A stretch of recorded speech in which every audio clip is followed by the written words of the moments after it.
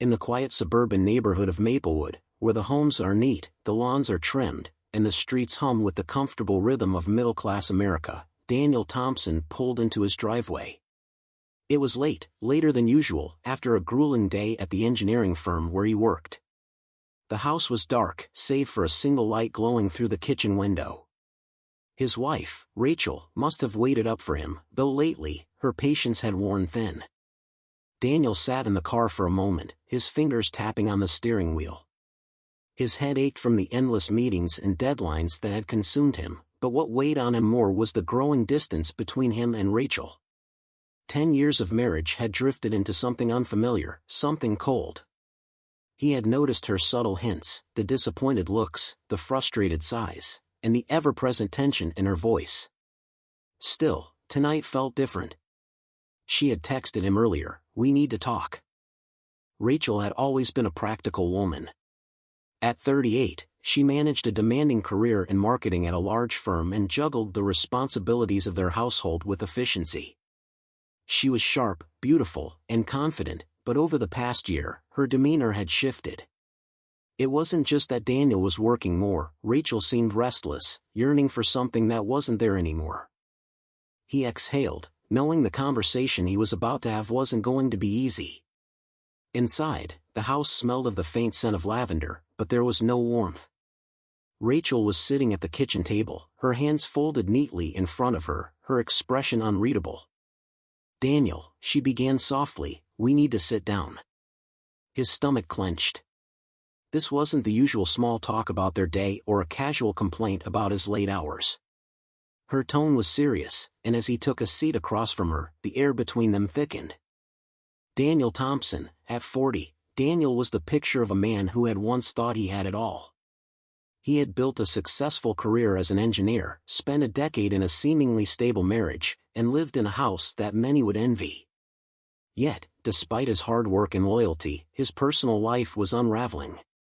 The long hours he spent at the office were taking their toll, not just on him, but on his marriage. He had grown detached, focused on his responsibilities and oblivious to the widening gap between him and Rachel. He was a man of routine, reliable but emotionally distant, perhaps blind to the storm brewing at home. Rachel Thompson, Rachel, at 38, was intelligent, ambitious, and charismatic. She worked as a marketing executive and had always been the kind of woman who turned heads with her presence. But inside, she was frustrated, both with Daniel and with the monotony of her life. The attention she used to receive from her husband had faded, replaced by his work obligations and endless late nights. Feeling neglected, Rachel began seeking validation elsewhere. She still loved Daniel, or so she told herself, but the idea of an affair had crept into her mind, fueled by someone new in her life, Mark. Mark Daniels. Mark was everything Daniel wasn't, at least, that's how Rachel saw him. In his mid-40s, he exuded confidence and charm, with a magnetic personality that drew people in. As Rachel's colleague at the marketing firm, Mark had taken an interest in her, subtly at first, and then more overtly as their friendship deepened. He made her feel seen, desired, and alive in a way Daniel hadn't in years. Mark was bold and unafraid to take risks, and he made no secret of his feelings toward Rachel, encouraging her to step outside the bounds of her marriage. The story takes place in modern-day suburban America, where Daniel and Rachel live in a modest but comfortable home. It's a place that reflects their middle-class lifestyle, a 2-story house with a neatly kept yard, a picket fence, and the usual symbols of success. Their home is meant to be a sanctuary, but for Daniel and Rachel, it has become a battleground, a place where silent tensions simmer just beneath the surface. The neighborhood is quiet, typical of suburban life, where appearances are kept up, but behind closed doors, things often aren't what they seem. As Daniel sat across from Rachel, he could feel the tension radiating from her. Her expression was composed, but her eyes betrayed her anxiety. She cleared her throat and took a deep breath. "Daniel," she began, her voice shaky but resolute, "I love you. I always have. But, there's something I need to talk to you about, and it's not easy to say." He braced himself, unsure of what was coming next. His mind raced with possibilities, but none of them prepared him for what she was about to confess. I've met someone else, Rachel continued, her words cutting through the silence like a knife. His name is Mark, a coworker. And before you say anything, I need you to understand that I'm not in love with him. This isn't about that. It's just physical. The room seemed to spin as Daniel processed her words. He stared at her, speechless, unable to believe what he was hearing. Rachel leaned forward, her voice steady but pleading. I still love you, Daniel.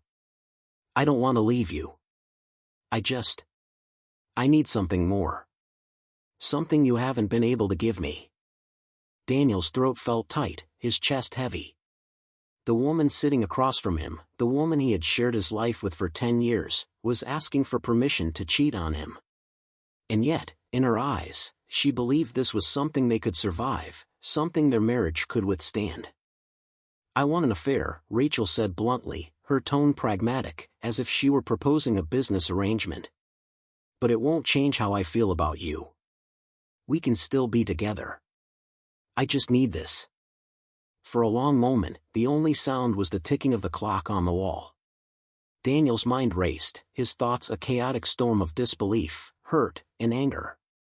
How could she say this? How could she even suggest it? Are you serious? He finally managed to ask, his voice hoarse. You think our marriage can survive this? Rachel looked at him, her expression softening but not wavering. I think it's possible, yes. I don't want to lose you, Daniel. But I also don't want to keep pretending everything's fine when it's not.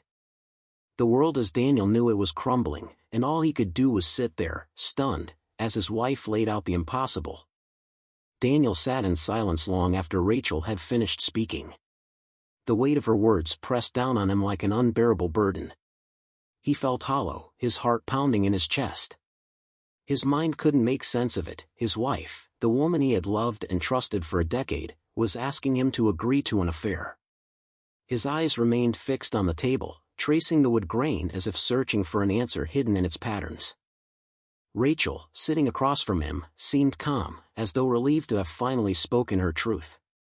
But Daniel was drowning in disbelief, confusion, and growing anger. The comfortable life they had built together now felt like an illusion, a fragile thing that had shattered with a few sentences. Say something, Daniel, Rachel's voice broke the silence, soft but insistent. He looked up at her, meeting her eyes for the first time since her confession. How can you think this won't destroy us? His voice was quiet but filled with hurt. Rachel sighed, rubbing her hands together nervously. I don't know, she admitted. I know it's wrong. But I don't see any other way to feel alive again. You've been so distant. You're always at work, always tired. And I've tried to talk to you, but it's like you're not even here anymore. I need something more, Daniel. The words stung like a slap to the face. Daniel knew he had been working long hours, but he had always thought it was for their future, for their stability. He never imagined that in trying to provide, he had been losing her. You think sleeping with another man is going to fix that? His tone was sharper now, his frustration bubbling to the surface. That it's going to make you feel alive? What about us? What about our marriage? Rachel's eyes filled with sadness, but also a determination that chilled him. It's not about love, she said quietly. I still love you. I do. But this is just physical. It doesn't mean I want to end what we have. Daniel shook his head, incredulous. How can you say that? How can you expect me to believe that after you just told me you want to sleep with someone else? Rachel's expression softened, but she didn't back down. I'm not asking you to understand, she said gently, but I'm asking you to accept it. The words hung in the air, and Daniel felt something inside him snap. He stood up abruptly, pushing his chair back so hard it nearly tipped over. I need time to think, he said curtly, his voice tight with emotion. Without waiting for her response, he walked out of the kitchen, heading for the guest room. He couldn't be near her right now. He couldn't look at her. In the days that followed, Daniel moved through life in a daze.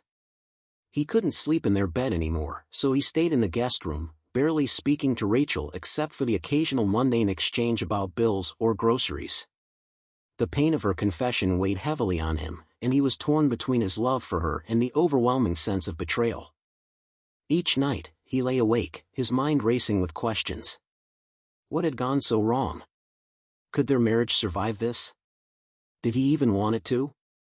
He thought about confronting Mark, the man who had stolen Rachel's attention, but something inside him stopped him. Confrontation wouldn't solve this.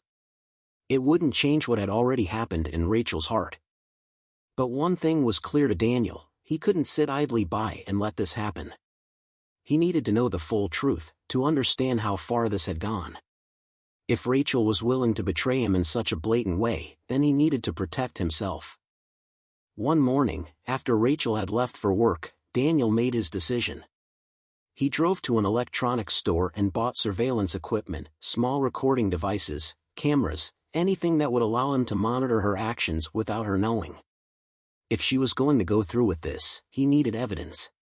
He didn't know what he would do with it yet, but having it would give him some control over the situation. Back at the house, Daniel carefully planted the devices around their home, one in the living room, one in the bedroom, and one in her car. He installed tracking software on her phone, allowing him to see her messages, emails, and call history.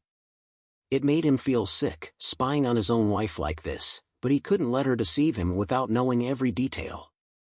That evening, when Rachel returned from work, she didn't notice anything different.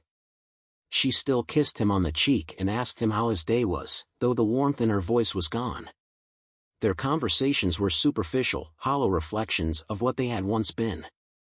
Daniel watched her closely now, noting every glance at her phone, every text she sent while pretending to scroll through social media. He had access to it all, and it only took a few hours before he saw the first message from Mark. Rachel, still good for this weekend? Mark, absolutely.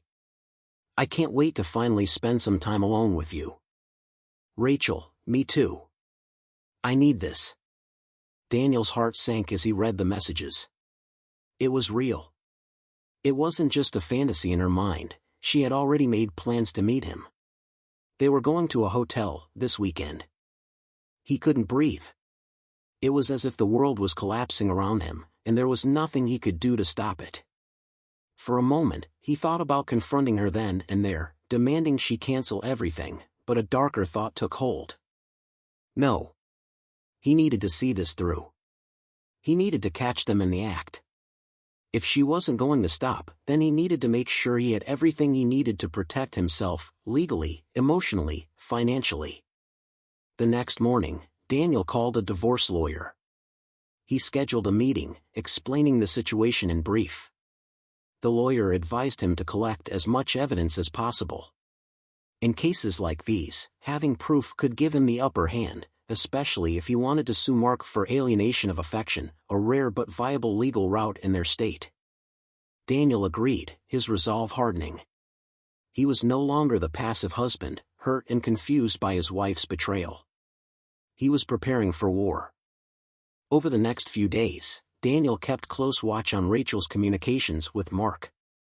He listened to their phone calls, where they made plans for a weekend away in a fancy hotel just outside the city. He tracked their emails, their flirtatious exchanges, the growing anticipation between them. Each time, it felt like a dagger twisting deeper into his chest, but he endured it. He had to. When the weekend finally arrived, Daniel put his plan into action.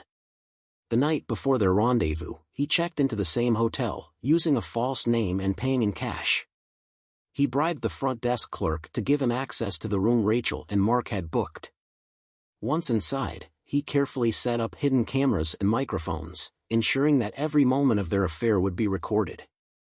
The next morning, as Rachel packed her bag, telling him she was going on a work trip, Daniel remained calm. He watched her leave, her lies bitter on his lips as he kissed her goodbye. He knew where she was going, what she was planning to do, and he would be ready. Now, all he had to do was wait. Daniel sat alone in the darkened hotel room, his heart pounding in his chest. It was the night he had dreaded, and yet prepared for meticulously. The cameras were set, the microphones in place.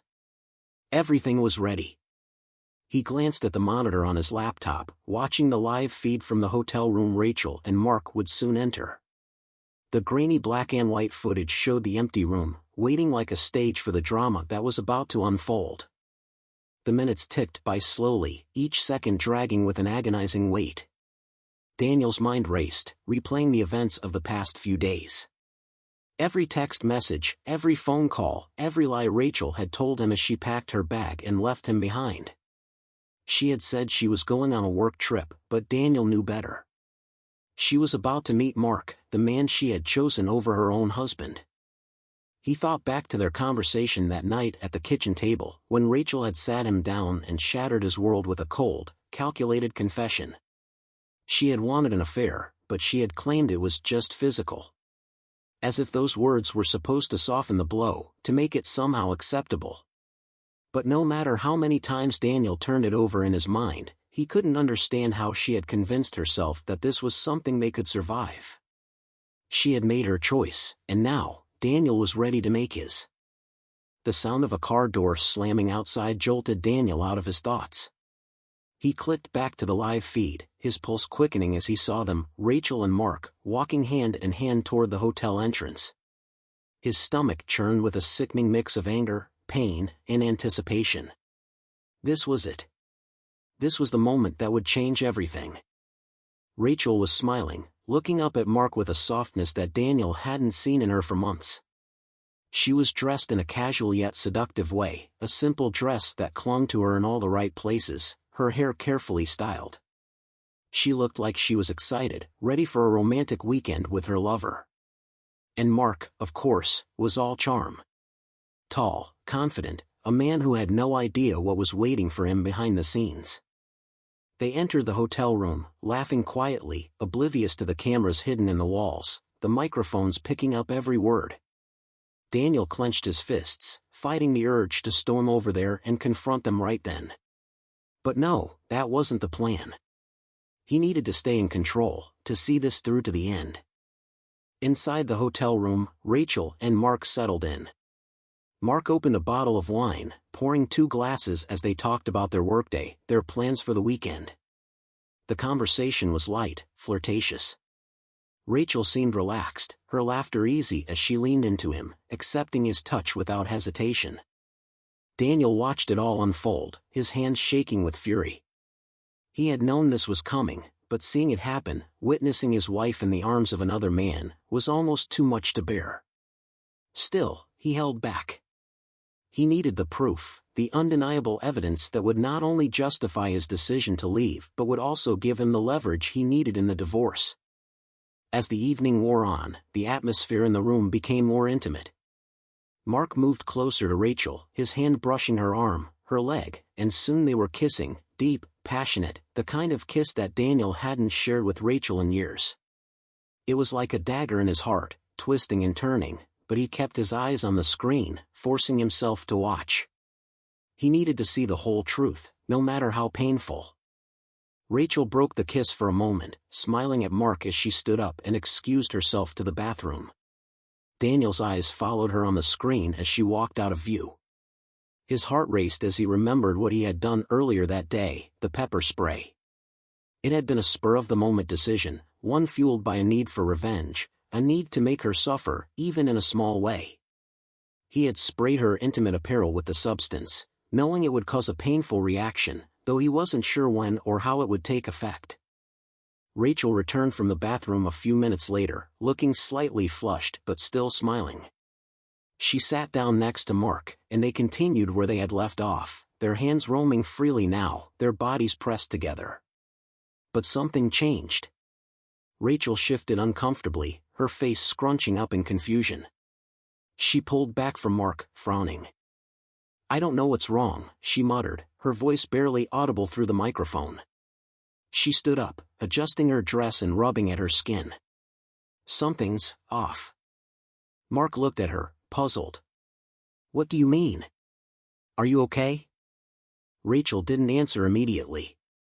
She paced the room, her movements becoming more agitated. "I don't know, it's burning." She started scratching at her thighs, her discomfort rapidly turning into visible pain. Daniel watched with a grim satisfaction as the pepper spray began to take effect. Rachel's irritation grew, and soon she was rushing back to the bathroom, leaving Mark standing there, confused and concerned. Inside the bathroom, Rachel splashed cold water on her skin, trying to ease the growing discomfort, but it didn't help. The burning sensation only intensified, spreading through her body, making her wince in agony. She had no idea what was happening. Her romantic weekend was quickly turning into a nightmare. Mark knocked on the door, asking if she was okay, but Rachel snapped at him, her frustration and pain mounting. "Just give me a minute," she yelled, her voice cracking. Back in his own hotel room, Daniel leaned back in his chair, watching it all unfold. It wasn't the grand act of vengeance he had imagined, but seeing Rachel suffer, even in this small way, gave him a strange sense of satisfaction. She had brought this on herself. She had chosen to betray him, and now, she was paying the price. Eventually, Rachel emerged from the bathroom, but the mood in the room had shifted dramatically. She was no longer the confident, flirtatious woman who had walked in with Mark. She was uncomfortable, irritated, and the romantic excitement had evaporated. Mark, sensing her discomfort, tried to salvage the evening, but it was clear that things weren't going to go as planned. Rachel sat down on the bed, still rubbing at her skin, her expression a mix of frustration and pain. "I don't think I can do this," she muttered, glancing at Mark apologetically. Mark frowned, clearly disappointed but trying to be understanding. "It's okay. We can just relax, no pressure." But Rachel shook her head. "No, it's not okay. I don't feel right. I think I need to go home." Daniel couldn't help but smirk as he watched her unravel. The perfect weekend she had envisioned with her lover was crumbling before her eyes, and there was nothing she could do to stop it. She had thought she could have it all, Daniel's love, Mark's attention, but now, she was left with nothing but pain and regret. As Rachel and Mark began to pack up, their weekend ruined, Daniel closed his laptop. He had seen enough. The evidence was there, not just of the affair but of Rachel's complete disregard for their marriage. She had crossed the line, and now, it was time for Daniel to take the final step. He gathered the recordings, the emails, the texts, and compiled them into a neat folder for his lawyer. Tomorrow, Rachel and Mark would be served with legal papers, divorce for Rachel, and a lawsuit for Mark for alienation of affection. Daniel had already cleared out their joint accounts, ensuring that Rachel would have no access to their shared finances. He wasn't the same man who had sat across from Rachel at the kitchen table, blindsided by her confession. Now, he was in control, ready to confront her one last time, knowing that whatever happened next, he had already won. As the first rays of dawn filtered through the curtains, Daniel sat at the kitchen table once again. This time, however, the calm he felt was in stark contrast to the chaos that had erupted in his life just days before. The evidence had been gathered, the plans set in motion. Rachel was on her way home, and the papers were prepared, ready to be served. Today was the day everything would change. He had stayed awake most of the night, replaying the footage from the hotel over and over in his mind. Watching Rachel's discomfort, her failed attempts to enjoy her weekend with Mark, gave him a grim sense of closure. She had tried to justify her actions with talk of love and marriage, but the reality was clear, she had chosen betrayal. And now, she would have to face the consequences. Rachel pulled into the driveway just after 8 a.m., her face flushed with frustration and exhaustion. Daniel watched her from the kitchen window as she stepped out of the car, her movements stiff, her body still affected by the pepper spray that had ruined her weekend. She had left 2 days ago with excitement and anticipation, but now, she looked defeated. She walked into the house, dropping her bag on the floor with a heavy sigh. Daniel could feel the tension in the air as she glanced at him, her face showing a mixture of guilt and uncertainty. She hadn't expected him to be waiting for her. She probably thought she would have more time to prepare, to lie, to cover up what had happened. "Daniel," Rachel began, her voice hesitant, "we need to talk." But this time, it was Daniel who spoke first. "No, Rachel. We're done talking." Rachel blinked, taken aback by the coldness in his voice. She opened her mouth to protest, but Daniel cut her off, standing up and sliding a manila envelope across the table toward her. "Divorce papers," he said flatly. "I already filed. You'll also notice that Mark has been served. I'm suing him for alienation of affection." Rachel's eyes widened, her hands trembling as she reached for the envelope. What are you talking about?" Daniel stared at her, his gaze hard and unyielding. "I know everything, Rachel. I've known since the moment you told me you wanted an affair. I've seen the emails, the texts, the phone calls. I even watched your weekend with Mark. All of it." Rachel paled, her body stiffening as the weight of his words sank in. You were spying on me?" "I had to protect myself," Daniel replied calmly. "You made your choice when you decided to betray me. I made mine when I decided to gather proof." For a moment, Rachel was speechless, her mind racing as she tried to comprehend the situation. She had never expected this. Daniel, her husband of 10 years, the man who had always been so quiet and steady, had turned the tables on her completely. The control she thought she had over the situation had evaporated, leaving her vulnerable and exposed. "You can't be serious," she finally said, her voice wavering. "Daniel, we can talk about this. We can work through it." "No," Daniel interrupted, his tone sharp and final. "We're past that. You said it was just physical, that you still loved me. But love doesn't look like this, Rachel.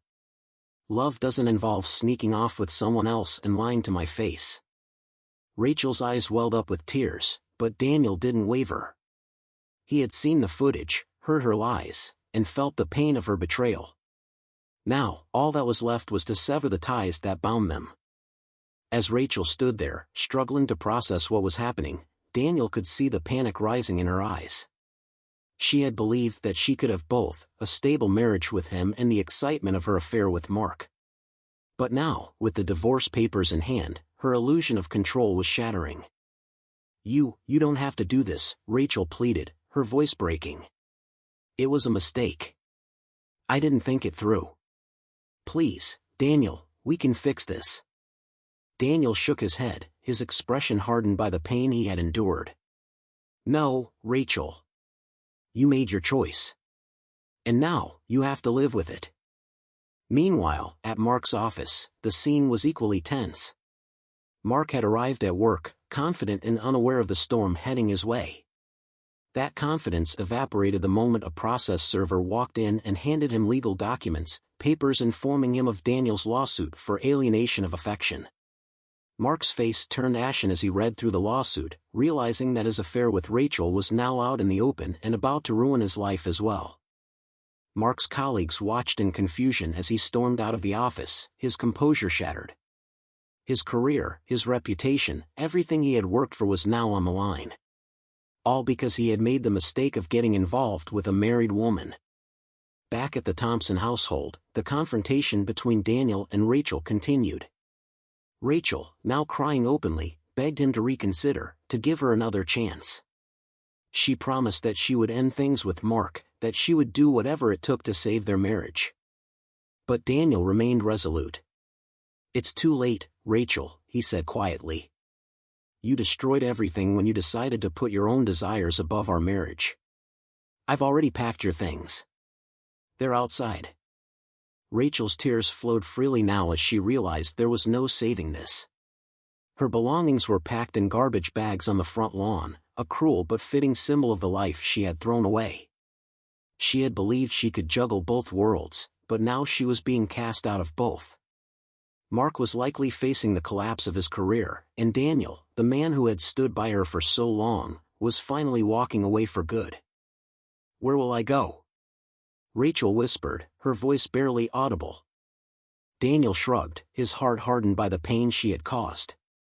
"That's not my problem anymore." Rachel left the house that day, her world in pieces. The life she had known for so long, the comfortable marriage, the stability, the safety, was gone, replaced by the harsh reality of her choices. She had lost everything in her pursuit of excitement, and now, all that remained was the emptiness left behind. In the weeks that followed, Daniel began the slow process of healing. The divorce moved forward, and the lawsuit against Mark proceeded as planned. Daniel had cleared out their joint accounts, changed the locks on the house, and started to rebuild his life. It wasn't easy. There were nights when the pain of Rachel's betrayal still cut deep, when the loneliness crept in and the memories of their life together haunted him. But each day, he grew stronger. He began to focus on his own happiness for the first time in years. He spent more time with friends, threw himself into his work, and even considered dating again. The anger and resentment that had once consumed him slowly gave way to acceptance. Rachel's choices had hurt him deeply, but he had taken control of the situation, and that had given him the strength to move on. One evening, as Daniel sat in his now quiet and peaceful home, he reflected on the journey he had been through. The betrayal, the pain, the revenge, it had all been necessary for him to reach this point. He had loved Rachel, but he could no longer be with someone who had chosen to betray him so completely. Now, as he looked toward the future, Daniel felt a sense of release. He didn't know what lay ahead, but he was ready to face it. He had survived the storm, and though he was scarred, he was free. His life was his own again, and that was enough.